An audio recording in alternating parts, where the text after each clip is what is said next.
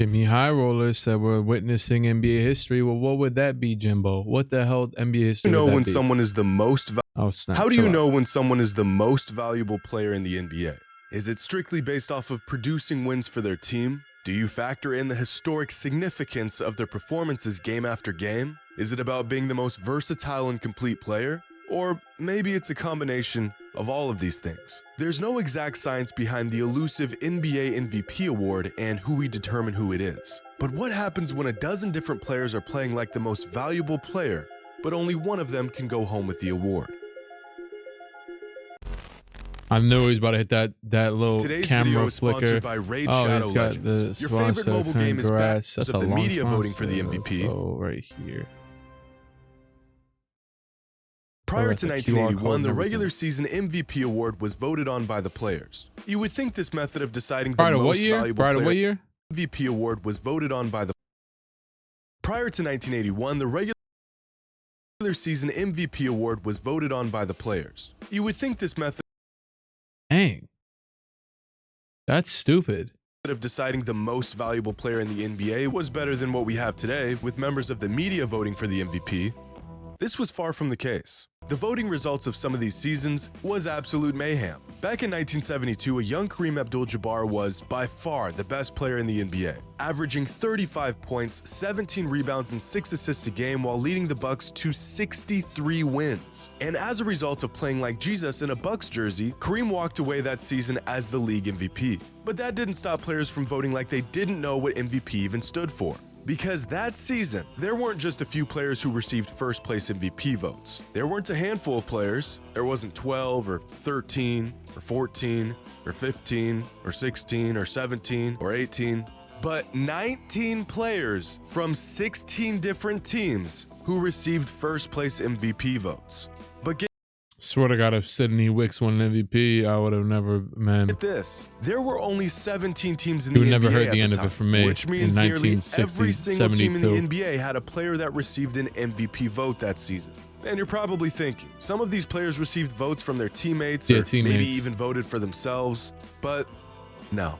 The league prohibited players from voting for anyone on their team or voting for themselves. These voting results were completely authentic and completely unhinged. Then the player couldn't even be unanimous because you can't even vote for your teammate or yourself. Now this season, there will more than likely not be 19 players who receive MVP votes. In fact, this season is so loaded with all-time elite talent that there will be multiple players who will have historically great seasons this year, and they won't even get a mention for the MVP. Luka, Giannis, Curry, Tatum, Morant, Embiid, Jokic, SGA, Booker, Mitchell, Durant. All playing at an MVP caliber in what is quickly becoming the greatest. Failed to mention Jalen Brunson one more time. I swear to God, Jimmy. I will have it out for you, buddy. Season in NBA history. If you combine points, rebounds, and assists, here are the combined statistical totals of every MVP in modern NBA history. Sometimes this total is relatively low, like Steve Nash's 2005 MVP, but sometimes it's off the charts. See, looking at Steve Nash's numbers from that season pisses me off. Because he averaged, what, 18 and 12? And that's how he got the third, or something like that. Even less, I guess. Because, yeah, like 15, 12, and 4 or something. Oh, man. Yeah, Jordan 43, Malone. Okay. Charts, like Russell Westbrook's record-breaking. Wait, why does it say 2013? LeBron James 2013 doesn't say his numbers. It just says 2013 total again. Of 52.7 in 2017. But on average, since 1980, league MVPs had a total of 42 combined points, rebounds, and assists. So if a player can reach this number, 42, it's a solid indicator that they are on a path to becoming the league MVP, or at least a frontrunner. This season, SGA, Ja Morant, Tatum, Durant, Curry, Embiid, Giannis, and Luka are all averaging totals of more than 42. This is unheard of, and it's going to leave a tough decision for the voters of the coveted award. There are currently 6 players across the league who are averaging that over is wait, no. I'm sorry. Award. I'm locked in. My eyes just popped up. That is insane. Josh, Shea, Kate. Assuming that even half of those guys at the bottom there go out, that's still 6 MVP caliber guys. I want to say last year it was kind of a top 3. Even you think back to the Westbrook and Harden years, it was always just Westbrook, Harden. Maybe LeBron was an honorable mention certain times. Paul George that one year, and then LeBron, and then Giannis eventually came up. Giannis versus Jokic last year. Giannis versus Jokic versus Embiid last year as well. And it was kind of, a 3-man race. And I would say this year, it's definitely a lot tougher than previous years. I guess Curry's team has been underperforming thus far. If I had to guess, though, Luka's probably going to get it. I just think Luka's going to get it because he's just, as long as his team wins enough games, he's going to get it, in my opinion. There are currently 6 players across the league who are averaging over 31 points a game. The last time this many players averaged at least 31 a game was, well, never. In fact, in the last 15 seasons combined, there have been 6 players who averaged at least 31 points per game. Let me say that again. There are as many players averaging at least 31 points per game this season as there were players who averaged over 31 points per game in the last 15 seasons combined. The NBA has never. The only thing is, though, I'd be looking at stats like that, you know what I'm saying, like Basketball Reference, whatever, picking and choosing stats like that. And let's say we lower that number down to 28. We might be looking at a very different story. Granted, there's going to be more players from this season if I lower down to 28 as well. But I just feel like it's going to lower down to around that number by the time that we get to the end of the season. And these are full seasons, and we are in the first 15 games to 20 games of a season. So ever seen anything like this. And yet the numbers get even crazier. Offensive box plus minus is one of the better statistics at quantifying a player's offensive impact. In fact, here are some of the greatest offensive seasons since the league began tracking the stat back in 1974. Here's Steve Nash's 2006 MVP season. Here's Derrick Rose's MVP season in 2011, right next to Giannis's first MVP season. But we're not even close to the best offensive seasons of all time. Here's Magic Johnson's MVP season in 1990. Here's Russell Westbrook's MVP season and Kevin Durant's MVP season. And then there's everybody else from this year, right? That are the best of the best. James Harden in 2019. What the hell? LeBron in 2009. Tracy McGrady in 2003. And Steph Curry's unanimous MVP season in 2016. Steph remains the only player that high to and ever he won surpass MVP. the plus 10 threshold in offensive box plus minus. And this season, he's doing it again. But even better, Steph is currently having statistically the best offensive season in modern NBA history. So where does all of this put Steph in the MVP race this season? 10th. The man is put Steph in the MVP race this season. Luka, Giannis, Tatum. The Tatum Celtics have been incredible. That always accounts into, a player and all that. Jokic's team's been a little bit more shaky, but they're still good. I think they just lost to the Pistons the other day. Giannis has been fantastic, his team, even without Chris Middleton. Luka obviously has been the best probably out of all of them in terms of carrying a basketball team. Ja Morant, he's missed a couple of games here and there. I'm actually going to see Ja Morant tomorrow. I'm going to a Knicks game to see him.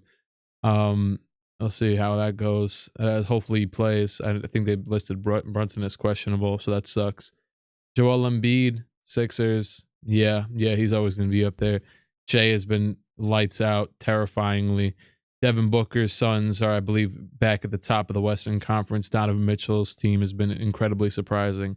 And then you got this bastard with his, I don't know when this was from, though. I feel like he would be higher, probably above Donovan, Booker, at least those two, as of right now, with how the Warriors have been picking it up recently. And he's also still playing terrifyingly good. The man is 10th on the MVP ladder.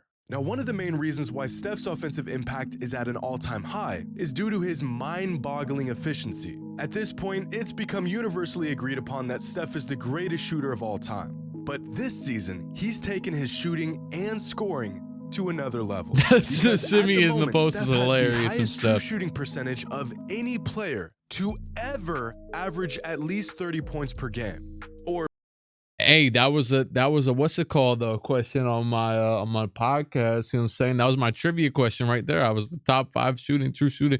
Yeah, he's shooting 70% true shooting. 29 points per game for that matter. Or 28 points, or 27, or 26, or any point per game average even remotely close to his. To find a player who scored more efficiently than Steph has this season, that's insane. You have to go from all 17 the way down plus to just 16 points per game from Jarrett Allen last season. But Jarrett's a big man whose Hello, shots Rudy. consist of 3-foot layups. What about perimeter players, guys who take jump shots? That's a good stipulation. There has never, ever been a single perimeter player who had a season with a true shooting percentage as high as Steph's is this season. Not at 30 points per game, not at 20, not at 10, not even at 5. It has never happened. This season, Steph is shooting at a higher percentage than any perimeter player in the history of the NBA while scoring 32 points per game. The man is 10th on the MVP leaderboard. So if Steph is 10th, which players could possibly be putting together a better season than him? Well, one of those players is Jason Tatum, who has led the Celtics to one of their best starts in franchise history. Currently, the Celtics have a net rating of 7.7, which is on pace to being the best net rating the organization has had in its entire existence. Oh, there goes that again. This season, Jason Breaking Tatum generational is records. 31, 7, and 5 a game, which just is made a the stat line threshold. that is so absurd that prior to this season, there have only been 3 players in NBA history to achieve it. Those players were Michael Jordan, 31, 7, and 5 while shooting 50% from the field. Wait, players. Will Chamberlain, Kareem Abdul-Jabbar, and Kevin Durant. The man is putting up all-time GOAT level numbers. He is 3rd on the MVP ladder because the 2 players ahead of him are on path to completely redefining the standard of an all-time great season. Throughout NBA history, there have only been 3 players to win a league MVP and Defensive Player of the Year in the same season. Michael Jordan in 1988, Hakeem Olajuwon in 1994, and Giannis Antetokounmpo in 2020. Of all the accomplishments a player can achieve, this might just be the rarest and most impressive. And Giannis might just do it again this season. Because if his record-breaking 2020 MVP campaign wasn't dominant enough, he's somehow replicating those numbers again this season. Giannis is not only averaging 31, 12, and 5 a game, he's doing it while being the best defensive player in the entire NBA. Giannis is playing like a Shaq Tim Duncan hybrid right now, and it's just become so normal at this point that playing like I got a comment the other day. I just was just thinking about Giannis's jumpers he shot and how similar it is to him in 2K. Someone actually tweeted me and is like, how do you, it was a random tweet. It wasn't even in response to anything. He's like, how do you remember so many jumpers? I don't know. I've always been such a big fan of players' variations in jump shots. I know I said this before, but man, I got really big into shot mechanics. It was like a YouTube channel back like 10 years ago, and they used to talk about how to shoot a basketball and everything. And they would talk about the different ways the players would shoot. I feel like I talked about this already in the video, but like Kyrie Irving like has the thumb flick, and like when he shoots the basketball, and he'll flick the thumb with his right hand, and or the whatever right left whatever it was. Curry obviously barely even has a release. He just pushes it up from his chest, and it depends regardless of. It actually used to be. You could look back at Curry when he used to shoot in like 2013, and it was way more defined. His shot always looked a lot more of the same. He had more of an exact form, whereas it kind of dwindled down into nothingness into like 2017 or after that. And now he just kind of looks like he's throwing up the shot. Clay obviously brings it up here, and you know what I'm saying, it's the same old every single time. It looks like he's putting his hand in the cookie jar. They always say that when, you know what I'm saying.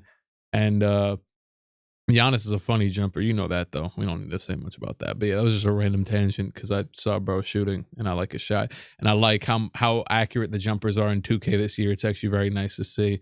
And his isn't that bad. I've gotten used to it at certain like times. A Shaq Tim Duncan hybrid right now, and it's just become so normal at this point that yeah, he is no kind of a one's Shaq even Tim talking Duncan hybrid. And somehow, that's a good one comparison. player is having an even better season than Giannis. This bastard. Last season, en route to winning, which I have something to say about him in a Nikola second. Jokic shattered just about every advanced metric. Jokic led the league in win shares, box plus minus, value over replacement, and he set a new all-time record for the highest single-season PER in league history. Now, the old record was one that stood for half a century. When Will Chamberlain averaged a modest 50 points and 26 rebounds, it stood for half a century.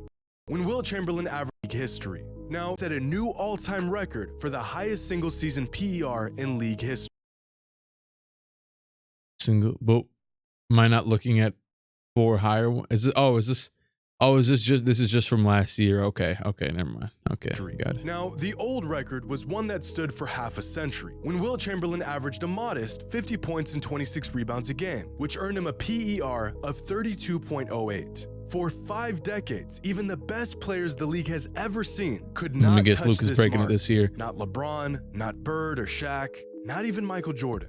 But Jokic managed to not only break Wilt's record, Luka probably got like a 34. he shattered it. And this season, Luka Doncic is on pace to beating Jokic's record. At the moment, Luka is averaging 34 points, 9 rebounds, and 8 assists per game. So if Jason Tatum's stat line was historic, what does that make Luka's stat line? Well, here's a list of every player in the history of the NBA who has averaged at least 34, 8, and 9.